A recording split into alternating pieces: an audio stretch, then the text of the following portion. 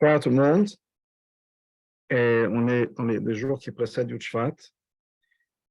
Et juste une introduction et sur le sujet dont on va parler, qui est bien sûr lié avec Yud Shvat. Yud Shvat, c'est le jour du décès du rabbi précédent, l'Aïloula du rabbi précédent, Rabbi Yosef Yitzhak, en 1950, Tafshin Yud. Cette année-là, le jour où le rabbi précédent est décédé, c'était un Shabbat de la paracha de Bo. Le 10 de Shvat, le rabbi précédent est décédé, a quitté ce monde le Shabbat matin vers 8 heures, le Yud Shvat. Bien sûr, d'une certaine manière, comme les sages me disent dans la Gemara, Uva Hashemesh v'zarach Hashemesh, avant même que le soleil d'un tzaddik se couche, le soleil du nouveau tzaddik est déjà levé, puis qu'il y a toujours une succession qui était mise en place tout de suite, et le rabbi a été la continuation tout de suite et immédiate du rabbi précédent. Mais il n'en est pas moins que, de manière officielle, le moment où le rabbi a vraiment accepté de manière publique à reprendre la direction entre le rabbi de Chabad, c'était un an plus tard, un Farbrengen qui s'est passé le 11 Shvat, c'était la sortie du Shvat. Le rabbi faisait toujours les Farbrengen pour marquer une Iloula ou une date spéciale à la fin de la sortie de ce jour-là. Donc c'était la sortie de Yud Shvat, le 11 Shvat, 1951, Tafshin Yud Aleph, 1711, où le rabbi a, de manière officielle, accepté la position à la tête de Chabad. Quand je dis officiel, c'est parce que la manière dont ça se passe pour un rabbi, quand le rabbi prend ses fonctions de rabbi, c'est dire un maman de chassidut. Donner des conseils, donner des brachot, d'une certaine manière, tout le monde peut le faire. Mais ce qui fait qu'un rabbi est un rabbi, chez Chabad, c'est le fait qu'il dise un maman de chassidut. C'est comme ça que ça marque la position officielle, si on peut dire, d'un rabbi. Il n'y a qu'un rabbi qui dit un maman de chassidut. En tout cas, chez Chabad. Donc, c'est le moment où le rabbi, de manière officielle, a pris. Donc, on s'agit, donc on parle du Yud Shvat, donc le jour de l'Aïloula, le jour où le rabbi a pris sa position, sa place à la direction de Chabad, un moment très très important. Je voudrais remarquer aussi que plusieurs fois, à travers les années pendant lesquelles le rabbi était le rabbi, eh bien, il y a eu d'autres rabbis dans d'autres groupes qui sont devenus rabbis, d'autres transitions. Par exemple, chez les rabbins de guerre, Chassidim de Gour ou autres.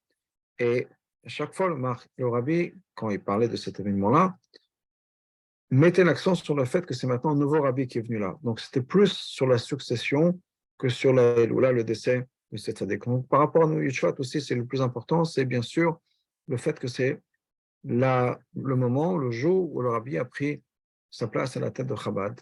Donc, notre connexion, notre lien avec le rabbi, c'est sur ça qu'on va mettre l'accent aujourd'hui. Et ce que le rabbi avait fait, et ce que la nous a enseigné toujours, en particulier pour Yud Shvat, mais c'est devenu la coutume aussi pour Gimel Tammuz, c'est que il faut regarder les enseignements que le rabbi nous a donnés à partager pour ce jour-là. Et en ce qui concerne Yud Shvat, il y a quelque chose de très particulier qui s'est passé. Vers les dernières années de sa vie, le rabbi précédent avait du mal à parler.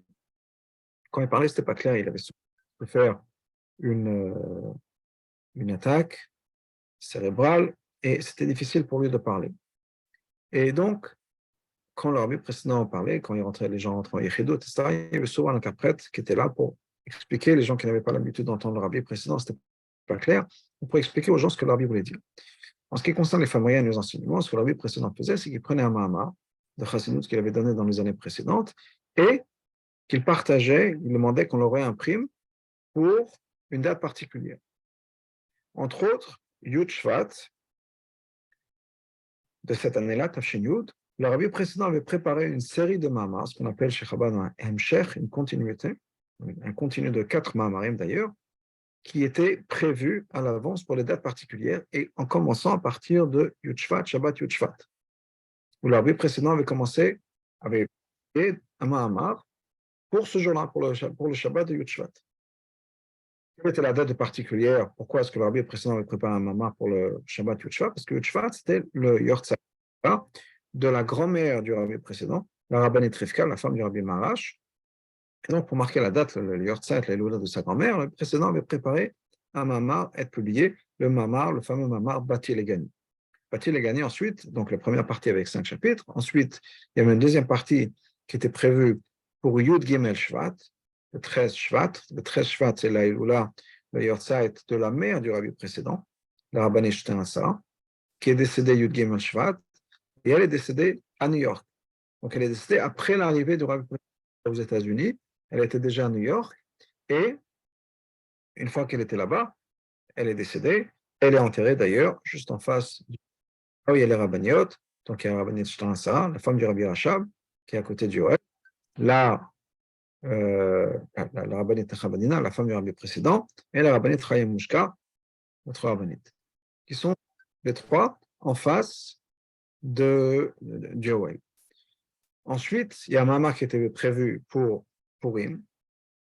Et la dernière partie du mamar était prévue pour Bet Nissan. Bet Nissan, c'est du Rabbi Rachab, du père du Rabbi précédent. Donc, il y avait cette continuité qui est en tout 20 chapitres, on appelle ça 20 otiyot, prévus pour cette date là qui allait venir.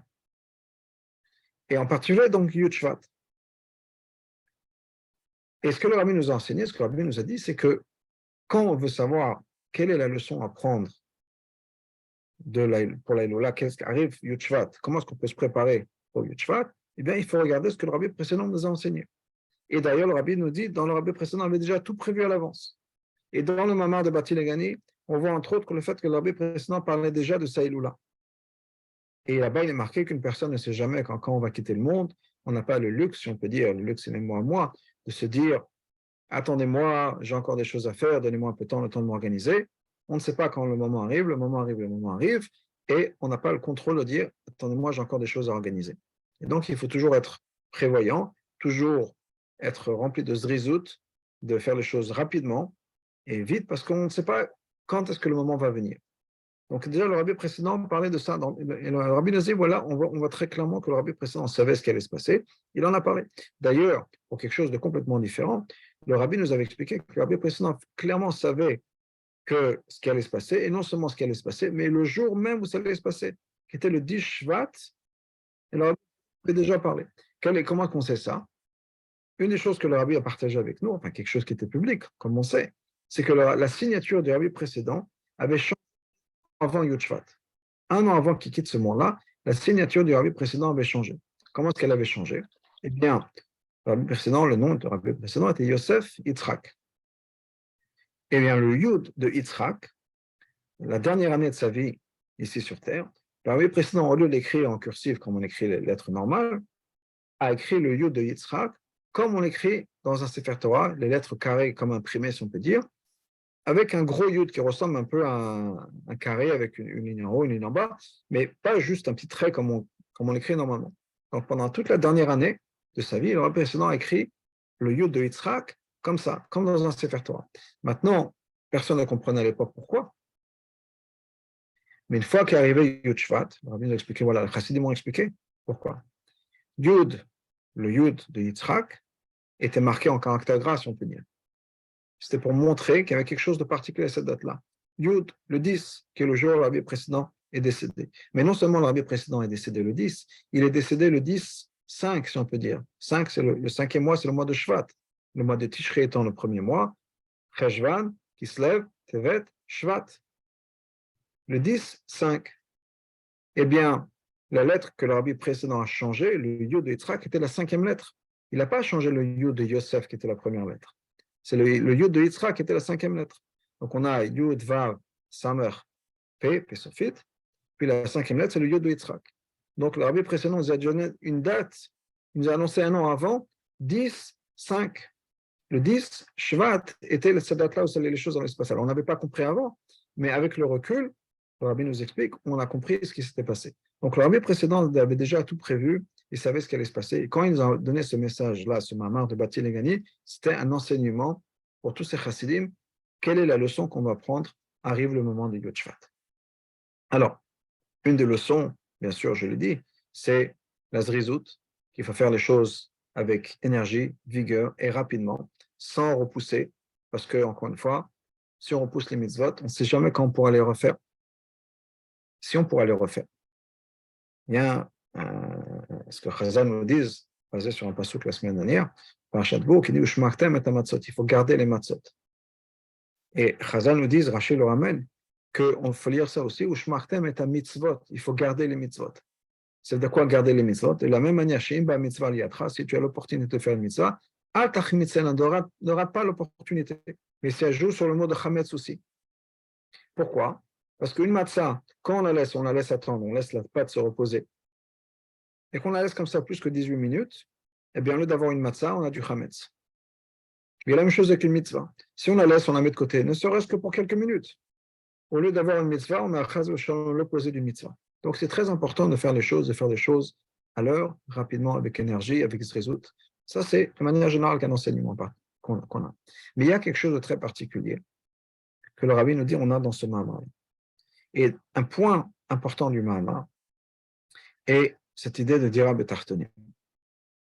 Dira Betartanim, ça veut dire quoi? Dira Betartanim, ça veut dire qu'il faut créer une habitation pour Hachem, ici dans les mondes les plus bas. Et ça, c'est quelque chose qui est fondamental. C'est fondamental dans la chassidoute, et c'est fondamental dans la pensée de nos Rebbeim, et donc dans le judaïsme, si on peut dire, quel est le but de notre présence ici sur Terre, et comment expliquer toute l'histoire. Alors, il y a plusieurs choses qui sont marquées qu'on trouve dans Chazal sur notre mission sur Terre. Et non seulement Chazal, mais même dans les Sfarim plus tard. Même dans les Sfarim de Chassidut.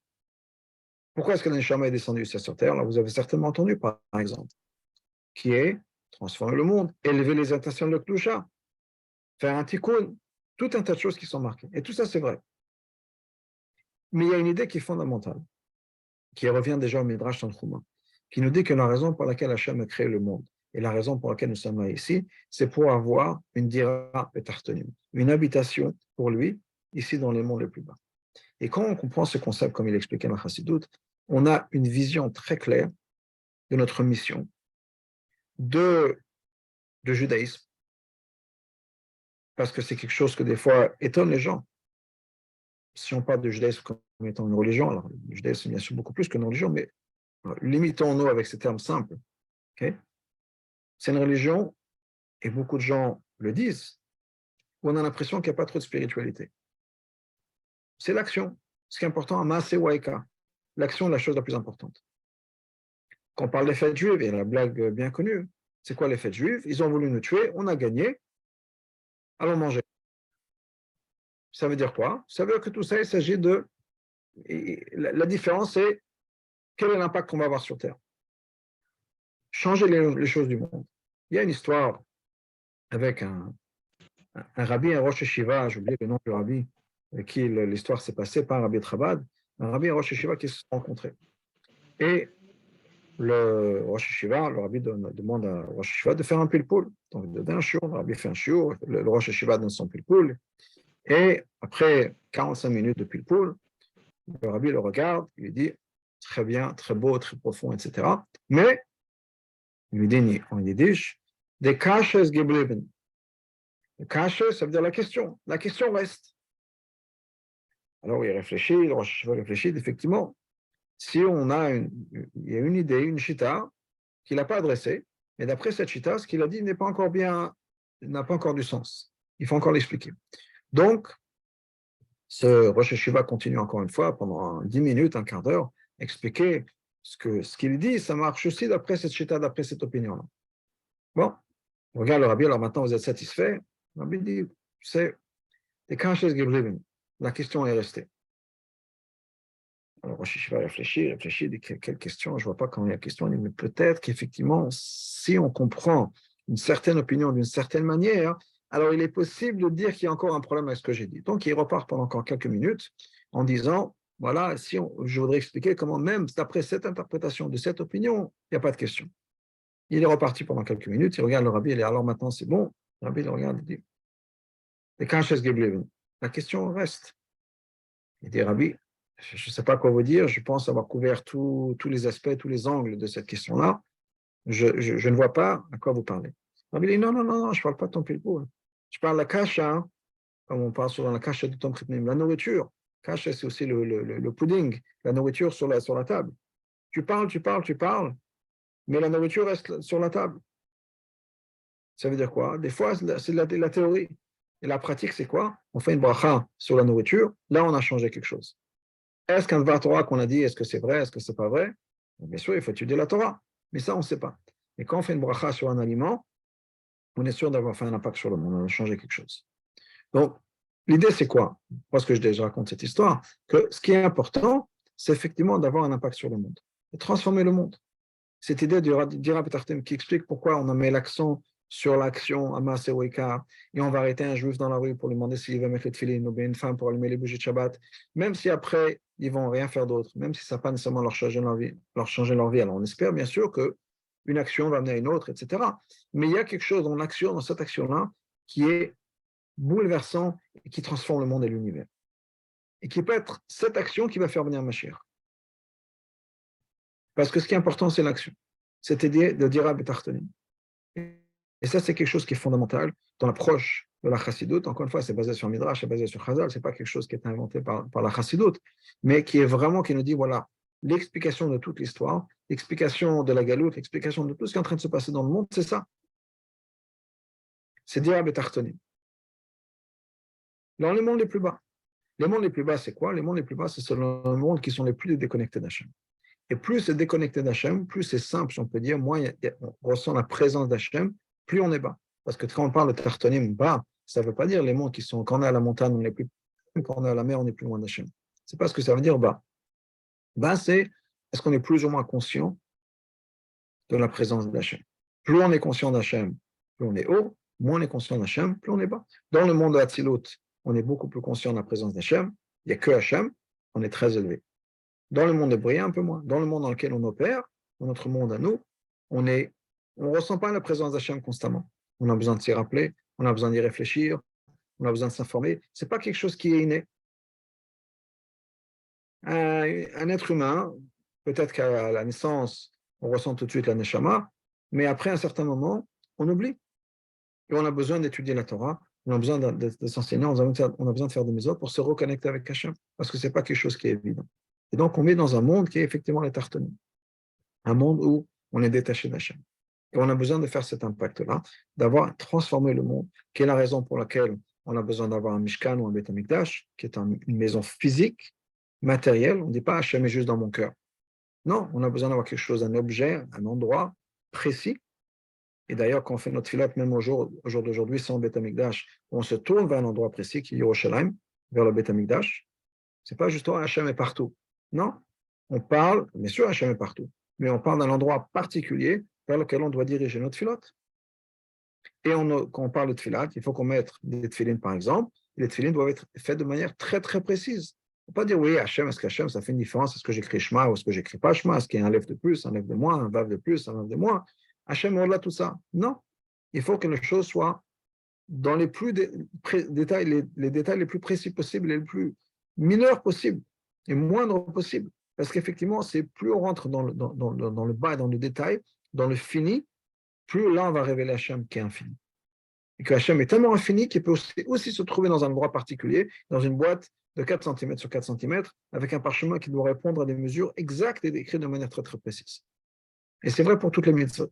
Et ça, c'est l'explication de toute notre histoire. Pourquoi est-ce qu'on est de plus en plus, je dirais, détaché d'Hachem dans le sens où on n'a pas de miracle. La première génération qui est sortie d'Égypte, Hachem leur a parlé au moment de Matan Torah. Ils ont vu tous ces miracles, Hachem leur a parlé. Ça ne s'est plus jamais reproduit. Et au fur et à mesure des générations, cette révélation d'Hachem a disparu, a été mise de côté.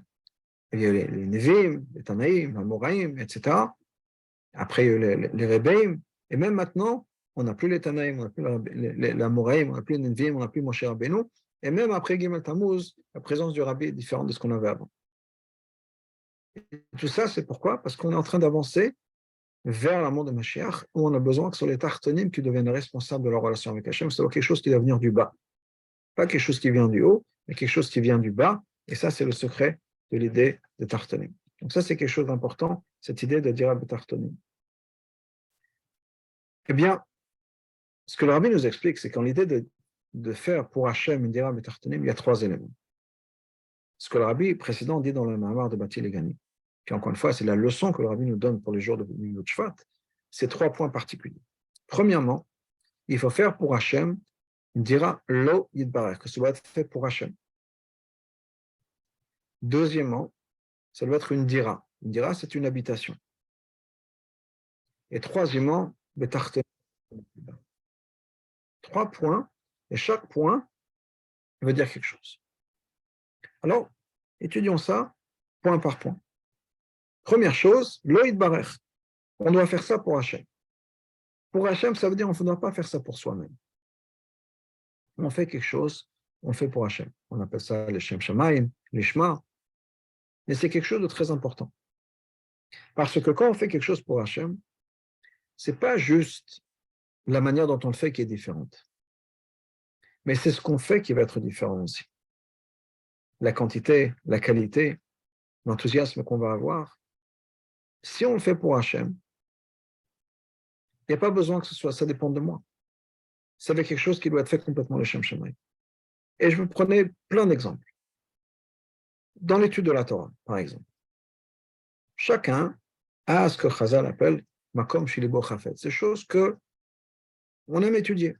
Chacun a ses choses. Il y a des gens qui aiment étudier le Chumash, il y a des gens qui aiment étudier la Halacha, il y a des gens qui aiment étudier la Chassidut, il y a des gens qui préfèrent étudier d'autres choses, la Gemara. Chacun a des choses qu'on préfère étudier. Même dans la Gemara ou même dans la Chassidut, il y a des gens qui préfèrent ce genre de Mahamarim, d'autres genres de Mahamarim. Même dans les Sichot du Rabbi, il y a il y a une richesse tellement énorme dans les Sichot du Rabbi. Donc on peut dire, oui, jamais étudié la Torah du Rabbi. La Torah du Rabbi, est-ce que ça veut dire les pilpulim, la dranim dans la Gemara, les siumim que le Rabbi a fait sur des Masechot? Est-ce que c'est les Sichot sur Rashi? Est-ce que c'est des Sichot plutôt de Chassidut? Il y a une richesse extraordinaire. Et chacun dit, ouais, moi j'aime ci, j'aime ça. Donc, si je le fais pour moi, il y a une différence. Je prends des choses qui me correspondent. Ou bien, est-ce que je vais donner un shiur? Ou je préfère étudier avec quelqu'un qui est à mon niveau, une chavota plutôt qu'un shiur. Et même la chavota ou bien même le shiur, est-ce que je vais donner à quelqu'un qui est à mon même niveau que moi parce que j'ai quand même une stimulation, un débat intellectuel? Ou bien est-ce que je vais faire l'effort d'enseigner ou d'étudier avec quelqu'un qui a un niveau beaucoup plus bas que moi, mais qui a besoin d'aide? Donc, je pourrais étudier une page de Gemara avec quelqu'un.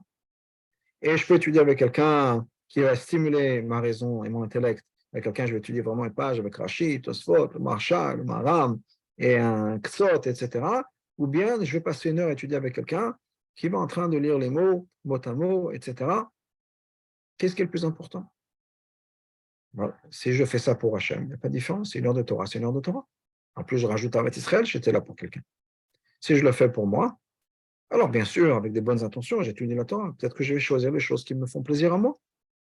Et peut-être qu'au lieu d'enseigner dans un Talmud Torah avec des enfants qui apprennent à peine leur Aleph-Bet, je préfère donner un shiur de Gemara qui est à niveau, avec des élèves qui on peut avoir un débat, une discussion, se sentir bien. À la fin de la discussion, on a accompli quelque chose au lieu d'avoir passé une heure à enseigner l'Aleph-Bet à un enfant et on ne sait même pas s'il a compris. Bon, c'est toute une approche différente à ça. Et donc, on doit faire ça pour Hachem. Même chose au niveau des mitzvot. Est-ce que je fais la mitzvah pour moi? Est-ce que je fais la mitzvah pour Hachem? Quelle différence? Je donne un exemple de shiurim de Torah. Est-ce que moi je suis en shlichut? Est-ce que moi je préfère que ce soit moi qui donne un shiur? Ou bien je suis prêt à donner quelqu'un d'autre à faire le shiur? Quelle différence? Tant qu'il y a un shiur qui s'est fait, est-ce que ça a besoin d'avoir mon kavod? Pas mon kavod. C'est moi. Est-ce que ça me dérange chez un juif qui va aller chez un autre shliach pour étudier? L'essentiel, c'est qu'il y a la Torah qui était faite. L'essentiel, c'est que c'est un juif qui met le tefillin. Ou la mitzvah, que la mitzvah soit faite. Il y a une histoire que j'ai entendue qui m'a beaucoup marqué, peut-être que je l'ai déjà partagée ici, c'est qu'il y avait un mariage de juifs, et il arrive l'heure de Mincha, donc il voulait faire Mincha un mariage, et il y a un qui avait un gartel, l'autre qui n'avait pas de gartel. Et celui qui avait gartel enlève le sien, il le donne à l'autre. L'autre dit non, mais pourquoi? Il n'y a pas de raison. Quelle différence par rapport à Hachem? C'est la même mitzvah. Il y a deux juifs, un avec un gartel, un avec sans gartel. Quelle différence? Au moins que ce soit toi. C'est quelqu'un, si on peut dire, qui a compris cette idée-là, que la mitzvah, je l'ai fait pour Hachem, ce n'est pas pour moi, ce n'est pas pour avoir Olam Haba. Est-ce que moi, ça m'intéresse d'avoir celui qui aura le gartel ou pas le gartel? Quelle différence? Pour Hachem, il y a deux juifs, un avec sans quelle différence? Au niveau des mitzvot, c'est le même résultat. Ou bien d'autres choses comme ça. Quelle mitzvah faire? Est-ce que je fais une mitzvah d'Afka qui me fait plaisir, une mitzvah qui ne va pas me faire plaisir? Quelle différence? En parlant de ça, J'ai entendu qu'une fois, quelqu'un avait demandé au rabbi, il y avait un débat entre plusieurs personnes. Est-ce qu'il vaut mieux faire une mitzvah? Je pense que c'est quelque chose qu'on se pose souvent comme question. Est-ce qu'il vaut mieux faire une mitzvah sur laquelle on a vraiment besoin de faire des efforts, il faut qu'on se pousse à faire une mitzvah, ou bien une mitzvah au contraire, qui nous convienne, qui est facile. Et à la fin, ils ont décidé de poser la question au rabbi. Ils ne sont pas arrivés à s'en sortir, chacun avait fait un argument d'un côté ou de l'autre, et ils ont décidé à la fin de poser la question au rabbi. Le rabbi a répondu, quelle mitzvah faire? La première mitzvah qui vient. Des fois, il faut faire des efforts, des fois, il ne faut pas faire d'efforts. Ce n'est pas grave. Si je le fais pour Hachem, c'est ça qui compte. Je le fais pour Hachem. Avec effort, sans effort, tout ça, c'est pour moi. Est-ce que vaut mieux que je fasse, que je me brise? Est-ce que mieux que je fasse des efforts? Est-ce que mieux que ce soit facile en accord avec moi-même? Quelle différence? Je le fais pour Hachem. Il y a une mitzvah à faire, je la fais. Il ne s'agit pas de moi. Donc ça, c'est le niveau de faire ça pour l'Oyed Barer pour Hachem. Donc quand on fait quelque chose, que ce soit vraiment pour Hachem. Et je reviens juste, quelque chose qui me vient en tête, l'idée d'étudier la Torah pour Hachem. Entre autres, par exemple, l'idée de Chazara. Les Sfarim de Moussa, de Chassidou, disent que là, on a vraiment fait un effort, on étudie vraiment le Shem Shamaim, c'est qu'on fait Chazara. Quand on révise ce qu'on a étudié. Pourquoi? Parce que quand on étudie quelque chose de nouveau, il y a une certaine satisfaction d'avoir appris quelque chose. Chazara, pour beaucoup, c'est assez pénible. Parce qu'on a déjà appris là, ça. J'apprends rien de nouveau. Juste revoir ce que j'avais déjà appris. Et ça c'est difficile. Et ça, c'est vraiment un moment de café, un moment de bitoul. On peut vraiment étudier le Shem Shamaim, parce que je suis en train d'étudier la Torah, mais je n'ai pas la stimulation, je n'ai pas la joie et le plaisir de gagner une nouvelle information, d'apprendre quelque chose de nouveau. Et quand on fait ça, quand on étudie, on fait Chazara de ce qu'on a étudié déjà, c'est vraiment le Shem Shamaim. Donc ça, c'est d'aider à le faire l'eau et quand on fait quelque chose, ça doit être fait pour Hachem. Et la deuxième chose qu'on a vue, c'est que ça doit être quelque chose qui doit être une dira, une habitation. Ce que Rabbi nous explique, que quand on parle de dira, une habitation, ce n'est pas une tente. Une dira, c'est un certain sens de permanence. C'est là pour rester. Et quand on fait les choses pour Hachem, ça ne va pas dépendre juste de comment je me sens aujourd'hui. Est-ce qu'aujourd'hui je suis d'humeur? Est-ce qu'aujourd'hui je ne suis pas d'humeur? On doit avoir une certaine constante. Quoi qu'il arrive. Quoi qu'il arrive. On est là, que je suis d'humeur, que je ne sois pas d'humeur. Il y a une mitzvah à faire. Il y a quelque chose à faire. On le fait.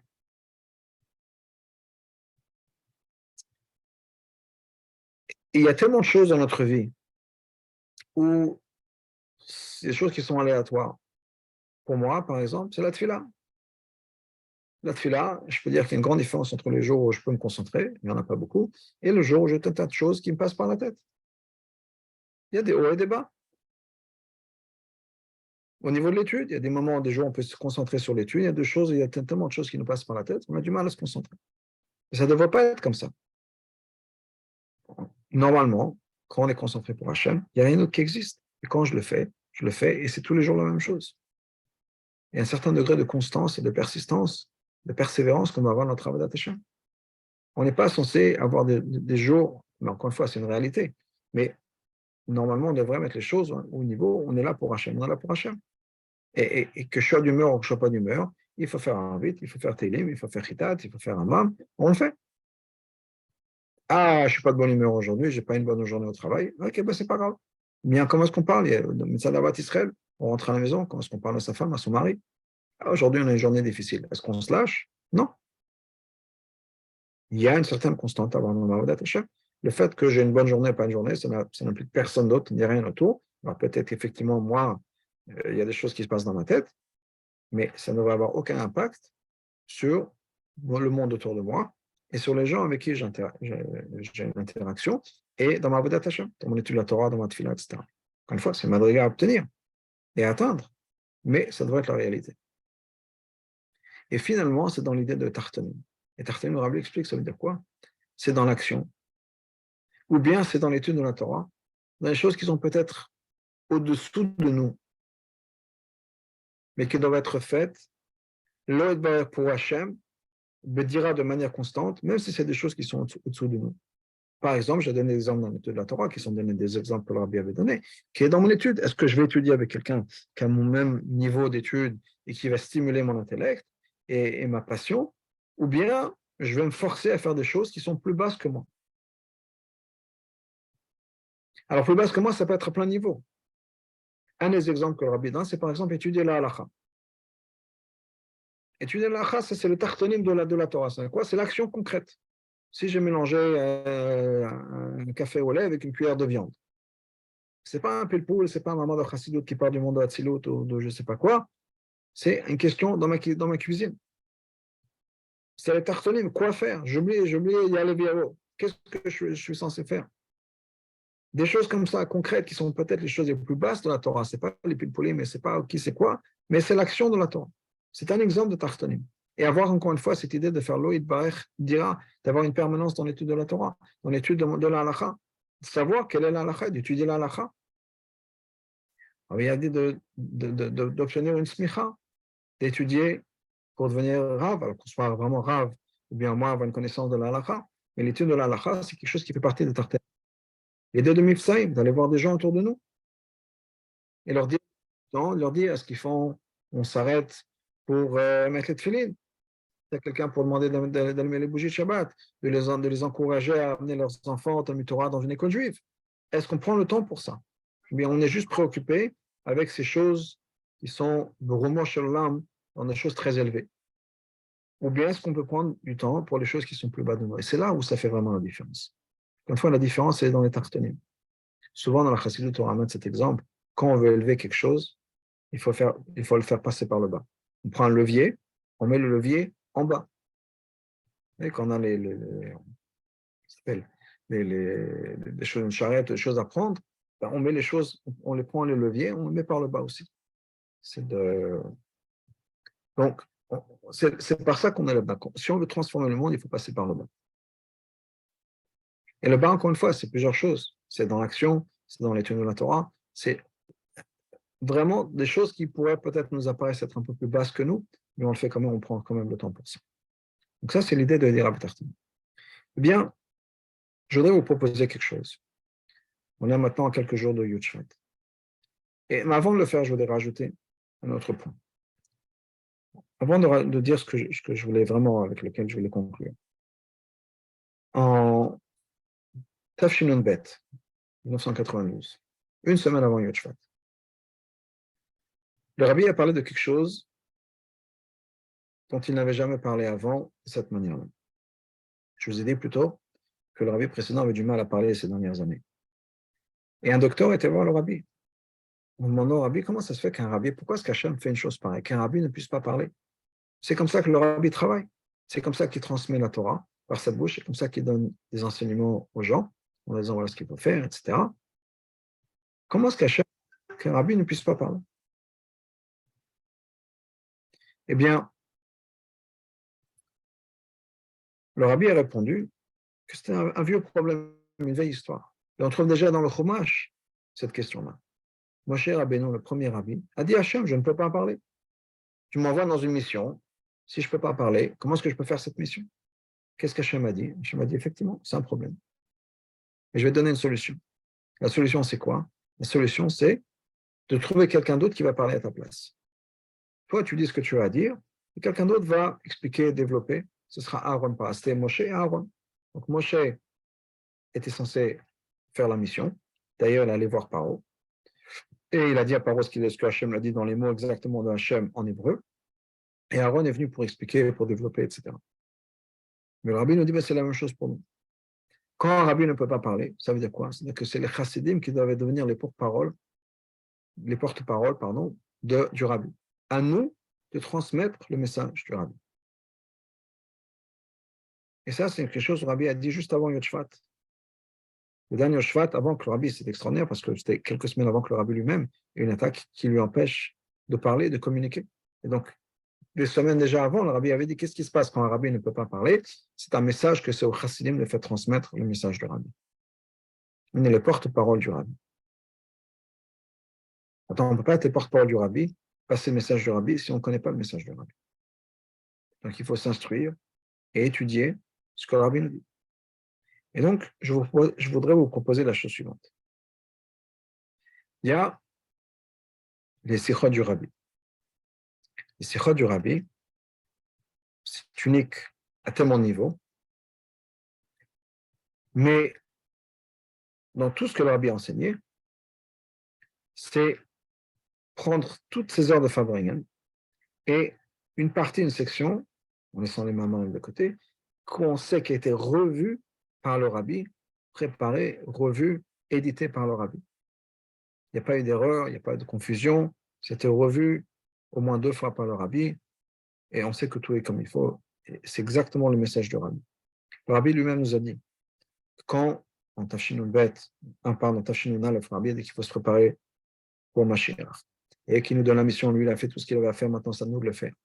Entre autres, une des choses que le rabbi a dit, c'est qu'il fallait apprendre à écouter Sichot. Tenez l'écouter Sichot, parlez-nous. L'écouter Sichot, apprendre à écouter Sichot du rabbi. Et je voudrais vous encourager à non seulement étudier les Sichot du rabbi, mais de le faire dans un format très particulier. Il y a un projet qui rentre maintenant dans sa 4e année. Cette semaine du Yud Shvat, ça va être la 4e année de ce projet-là, qu'on appelle Projet l'écouter Sichot. Projet qui a commencé, je dis, il y a 3 ans, on rentre maintenant dans la 4e année, pas par des rabbanim, pas par des mashmim. C'est un groupe de quelques jeunes hommes, quelques shluchim, qui ont eu cette idée-là, de créer un calendrier d'études des sichot. Et imaginez, 8 ans. Ça va prendre 8 ans pour finir tous les likutés sichot. Et c'est même pas tous les likutés sichot, parce que c'est uniquement les sichot. Dans les likutés sichot, il y a d'autres choses qui sont derrière, des osafot, des lettres, des bouts de sichot, etc. Mais ne serait-ce que les sichot. Imaginez, le daf yomi, c'est 7 ans. Là, passer faire tous les likutés sichot, c'est 8 ans, au rythme d'à peu près en moyenne 2 sichot par semaine. Il y a quelques semaines où il y en a 3, et de manière générale, c'est 2 sichot par semaine. Et d'étudier ça. Maintenant, il y a tout un tas de shiurim qui sont donnés dans tout un tas de langues. Il y a des résumés dans plusieurs langues. Et c'est vraiment très facile. Il y a des shiurim qui sont donnés. Vous avez accès, ils ont un site, ils ont une application. Et c'est très facile de faire, dans le sens où on peut écouter les shiurim dans le métro, dans la voiture, au travail, ou je ne sais pas, quand vous déplacez. Il y a des résumés. Donc, vraiment, en fonction du temps que vous avez, on peut étudier ces sirotes-là. Et on commence donc le 4e cycle, la 4e année, cette semaine. Pourquoi est-ce que je vous propose ça en particulier? Je voudrais revenir à ce que j'ai dit tout à l'heure. Ce que le rabbi nous dit, cette idée d'asot lo yitbarech dira betartanim, faire quelque chose qui est pour Hachem, quelque chose qui est une dira, et dans les tartanim. Commençons par lo yitbarech, quelque chose qui est pour Hachem, l'ishma. Je veux dire de mon expérience, parce que moi, j'ai toujours eu ce rêve de finir tous les côtés sichot, mais comme beaucoup, et maintenant je suis déjà parti des anciens, si on peut dire, à l'époque où j'ai pu déjà commencer à étudier les sichot, il y a eu Baruch Hashem, plein de volumes, il fallait rattraper. Et je n'ai jamais vraiment rattrapé. Donc j'ai toujours eu ce rêve de pouvoir étudier tous les l'écouter sichot. Pour une raison ou une autre, on appelle ça les tzarara, je ne l'avais jamais fait. Et à chaque fois, j'ai commencé plusieurs fois, mais jamais fini. Baruch Hashem, il y a cette structure qui me force, alors bien sûr me force, c'est moi qui me l'impose. Il n'y a personne qui va vérifier derrière ce que je fais, ce que je ne fais pas. C'est juste par rapport à moi-même, c'est entre moi et Hachem. Il n'y a personne qui va être là derrière. Mais une structure qui m'impose un certain emploi du temps, une rigidité, un emploi du temps. Et le fait d'avoir cette structure, ça me porte, si on peut dire, dans le sens où je sais quoi faire, j'ai ces 2 sirots à faire, pas plus, pas moins. Je n'ai pas besoin de faire plus. Voilà, j'ai fait mon quota, si on peut dire. 2 sirots. Mais c'est vraiment le Shem Shamaim. Pourquoi est-ce que c'est le Shem Shamaim? Parce que d'abord, je me pousse à le faire. Deuxièmement, honnêtement, il y a des sirots que je pense que je n'aurais jamais choisi de par moi-même d'étudier. Parce que peut-être que j'aurais pensé qu'elles seraient trop compliquées, trop longues. Et quelle que soit la raison, ce n'est pas mon style, c'est d'autres choses. Donc c'est vraiment le Shem Shamaim dans le sens où quoi qu'il arrive cette semaine-là, je vais étudier ces 2 sirots-là. Et c'est le Shem Shamaim, encore une fois, parce que je ne le fais, personne ne me demande des comptes, je ne reçois pas plus ou moins d'argent si je le fais, si je ne le fais pas. C'est entre moi et Hachem, je l'étudie et je me force à étudier des choses que je pense que je n'aurais jamais étudiées. Certaines sirots, je ne les aurais jamais étudiées. De sirots, bien sûr, j'ai déjà étudié. Mais quoi qu'il arrive, j'étudie des choses que je pense que je n'aurais jamais étudiées si on étudie le Shem Shamaim. Deuxièmement, cet élément de dira, qui est encore une fois cet élément de permanence, de constance. C'est 2 sirots par semaine, quoi qu'il arrive. Et Baruch Hashem, je pense que peut-être que j'ai raté 1 ou 2 fois, mais j'essaie de rattraper la semaine après, ou bien j'essaie d'étudier un résumé, mais je pense que je suis arrivé. Mais ça, d'avoir cet emploi du temps, ça donne une certaine structure et une certaine permanence. Quoi qu'il arrive, faire ces deux circuits-là. Encore une fois, je vais me pousser moi-même. Il n'y a personne qui va m'appeler derrière en me disant Israël, qu'est-ce que tu as fait? Mais ça me donne ce pouce d'avoir cette structure, ça me pousse à avoir cette permanence que quoi qu'il arrive, j'ai un but, finir les sikhot, et il y a une structure, et donc je le fais. Donc pour moi, dans ma tête, c'est Loïd Barech dira. Et c'est certainement Betartonim aussi dans le sens où est-ce que c'est des choses qui sont plus basses? Non. Mais ça rend la Torah réelle pour moi. Parce que ça rend d'abord l'étude de la Torah au niveau de l'action, définir toute une sikha, mais c'est quelque chose qui prend une réalité spirituelle et qui l'amène dans ma vie à moi, dans mes termes à moi, dans ma tête à moi. Parce que la manière dont le rabbi explique un concept, c'est quelque chose qui, à mon avis, n'a pas d'équivalent dans le monde. Prendre un concept de chassidut, un concept qui est complètement détaché, et transformer ça avec une leçon réelle dans notre vie, ce que le rabbi fait, c'est un travail extraordinaire. Que ce soit une sikha de Rashi, un sikha de Nyan, un pilpoul dans le Niglé, un sioum sur le Masechet, un sioum Hachas ou d'autres choses, le rabbi, je vais dire ce génie, c'est pas moi de dire ces mots-là sur le rabbi, mais de prendre quelque chose qui soit aussi détaché d'une réalité concrète pour moi et le faire en sorte que ça devienne une leçon dans ma vie avec laquelle on peut vivre au moins cette semaine. Donc, pour moi, dans ma tête, c'est que si on veut faire, on se prépare à Yud Shvat. On veut vraiment créer cette dira Loïd Bareb Tartanim. Alors, bien sûr, il y a plein de choses à faire. Et faire Mepsaïm, aller faire d'autres choses. Et ça, c'est juste, je partage juste une opinion et un gesh, un sentiment que j'ai. C'est pas Torah Min HaShamayim, c'est pas, j'impose pas, c'est une idée que je partage avec vous, qui est de prendre sur vous, Blineder, de suivre cet emploi du temps, ce tableau du projet L'écoute Sichot. Il y a tout le soutien, encore une fois, au niveau des shurim, des résumés, Sichot en hébreu, en français, tout le matériel est là disponible. Plus le fait, encore une fois, il y a une application, mais le fait que vous avez le matériel qui est accessible, qui est disponible. Il y a cet emploi du temps qui nous donne une structure. Je pense que si il y a des gens ici qui m'écoutent et qui ne participent pas encore, je pense que c'est vraiment une grande opportunité.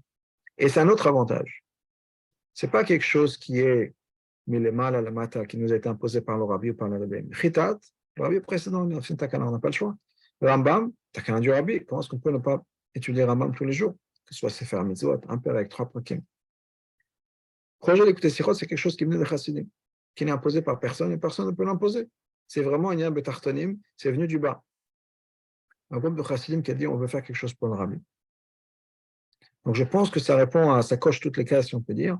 Ça correspond vraiment à une des choses que le rabbi nous demande de faire, c'est dire à l'Oïd Bar Betartonim. C'est quelque chose qui peut nous donner une opportunité de faire ce que le rabbi nous demande. Donc je partage avec vous, un peu comme dans un Farbayan, ce que moi je pense, quelque chose auquel je crois, parce que je sais que ça m'a beaucoup aidé personnellement, et je partage avec vous. En tout cas, l'essentiel, c'est qu'on se prépare pour Yud Shvat, c'est qu'un jour important, de faire quelque chose pour le rabbi, et à réaffirmer, renforcer notre kashrut avec le rabbi, notre connexion avec Hachem, notre lien avec Hachem, et par sûr, par notre lien avec le rabbi, c'est un lien avec Hachem. Ce n'est pas deux choses séparées. Et qu'on puisse célébrer Yud Shvat cette année-là avec le rabbi lui-même. Et à Yerushalayim, avec le Beit HaMikdash qui sera déjà reconstruit, et qu'on puisse vraiment se réjouir et célébrer Yud Shvat, comme non seulement le jour où le rabbi a pris la Nisiyut de Chabad, après la Nisiyut du monde entier, avec Mashiach, B'Kar B'Yameinu Mamash. Merci beaucoup, et Chaim, et bonne soirée.